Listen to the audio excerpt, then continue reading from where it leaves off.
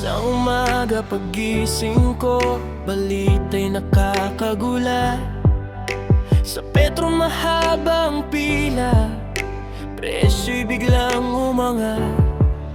Mga driver na papakamot, paano na ang pasada? Ang hirap kumita kung krudo'y pataas ng pataas pa. Hala, nagmahal ng gasolina, lalo na sa Petron. Paano na ang mga mayayaman? Baka sumunod naman ay bigas, tapos ang suweldo ang mababa pa rin.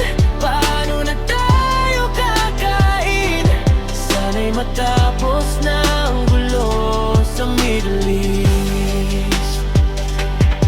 Sa bawat litro na kinakarga, parang may kasamang luha. Pati pamasahe apektado, pati pagkain sa mesa. Balita sa radyo, gulo raw sa malayong lugar. Pero dito sa Pilipinas, tayo ang nahihirapan. Hala, nagmahal ng gasolina, lalo na sa Petron. Paano na ang mga mayayaman? Baka sumunod naman ay bigas, tapos ang suweldo ang mababa pa rin. Paano na tayo kakain? Sana'y matapos na ang gulo sa Middle East.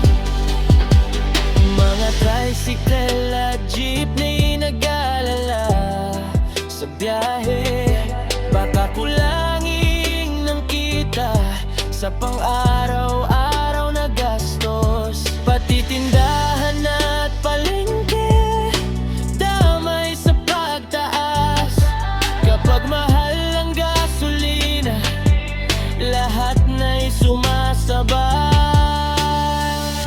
Hangad lang naman ng tao'y simpleng pamumuhay, may sapat na pagkain at kaunting ginhawa. Pero sa bawat pagtaas ng presyo ng gasolina, parang pangarap ay lalong lumalayo. Hala, nagmahal na ang gasolina, lalo na sa Petron.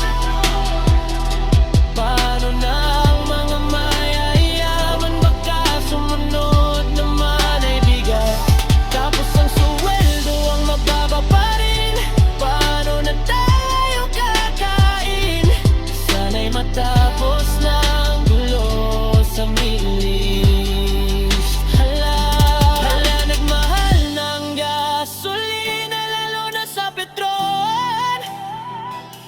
Paano na ang mga mayayaman? Baka sumunod naman ay bigas, tapos ang sahod ang mababa pa rin. Paano na tayo kakain? Sana matapos na ang mundo.